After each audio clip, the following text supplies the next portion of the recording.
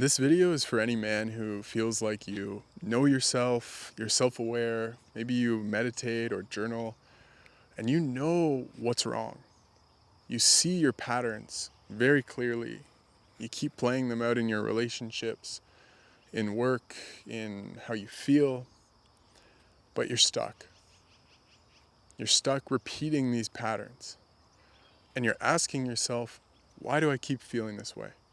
Or why do I keep doing this self-sabotaging behavior? And I'm here to share because I've been there. And for me, the biggest place where I was struggling is in my finances and in my relationships.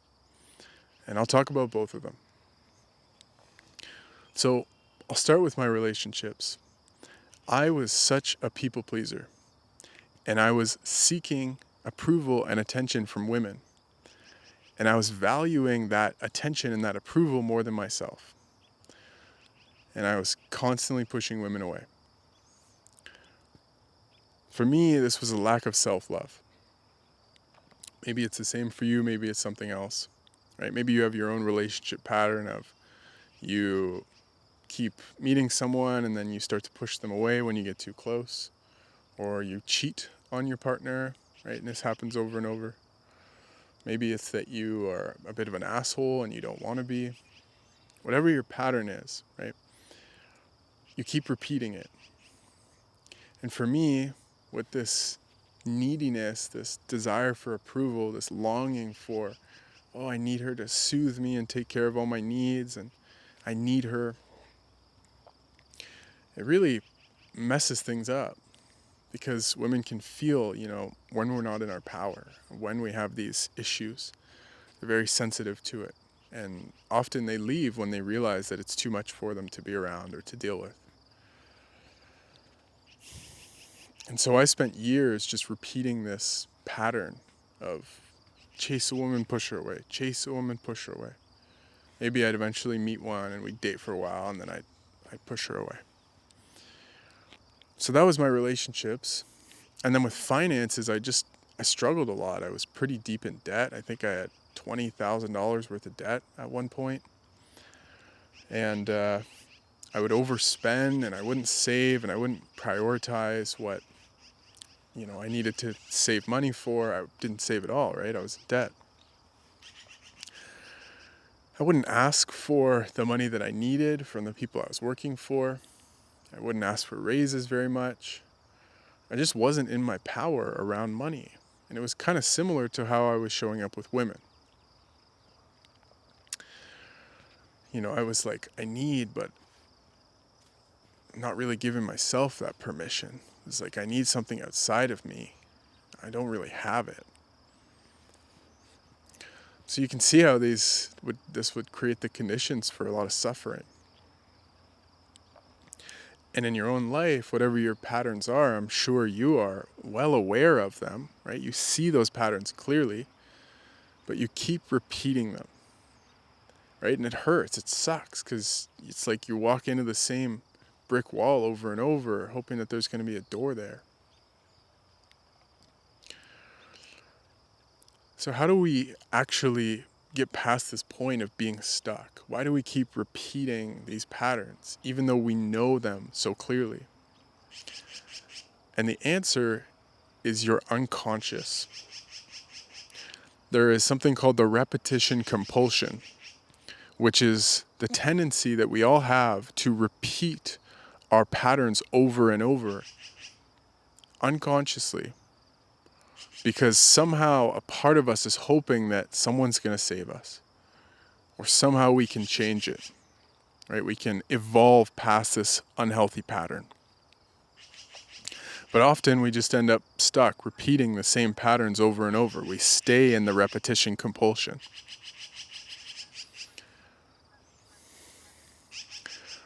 So here's how I escaped this. I did a lot of talk therapy. I did a lot of journaling, meditation, self-reflection. These are the things that maybe you're doing as well. And they help us become more self-aware, but they don't actually resolve the tendency. And for me, what I found actually resolved these tendencies, my own self-sabotaging patterns was learning to feel my emotional world and to process the emotions that kept getting in the way.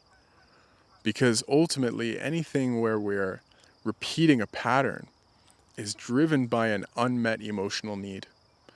It might be anger, it might be shame, it might be fear, maybe it's a combination of things. But almost always, when we are not in control of our behavior, it's based on an emotion we haven't processed yet and an unmet need that we haven't met. So in my own life, I started to realize, like, whoa, there was a lot that I didn't receive as a kid around being taken care of. I felt like I was always having to take care of other people, and that love had to be earned, and I had to prove myself to receive love and to be approved of. And so, of course, this translated to in my relationships, I need to chase the other person. I'm not worthy of love. I need to earn it. I need to go get it. With my finances as well, right? If I felt like my needs weren't important, then of course I'm not going to save money up. I'm just going to spend it. I'm not going to hold on to it. There's this self-worth issue, self-love issue. And so when we start to realize where these things came from, that's great. But then the next step, and what really helped me, was processing those emotions and those unmet needs. And so as a man, a lot of us don't realize how disconnected from our emotions we've become. Right? When was the last time you had a really deep cry? When was the last time you really opened up to a friend? For a lot of us, it's rarely or never. Right? We've learned to shut down. It's like we've iced off our emotional world and it's frozen. So the work is learning to feel again and learning to feel the pain and connect with the parts of us from our past that shape these patterns and to give them what they really need, which is often just love and awareness and being present with them. And you can start to ask these parts of you, like, hey, what do you really need? And they'll answer. It can take time to build this inner awareness and this sense of safety to really go there. But once you do, it's amazing. It's like you've opened up a whole new world within you, and you can start to listen and realize, like, what do I really need? So my invitation for you is to start reflecting on, what am I missing? What's the feeling that I've been pushing down or ignoring? And what are my unmet needs from childhood? And as you do this, you can start to realize, okay, this is what I actually needed, and it's what I still need now that I'm seeking outside of myself, or that's causing me to have these unhealthy patterns. If you want a roadmap on how to do this, I do have a course. It's 1 hour. I'll put it in the description. It's called Heal the Boy Within. And if you want to learn more from me, I invite you to subscribe. Thank you for watching.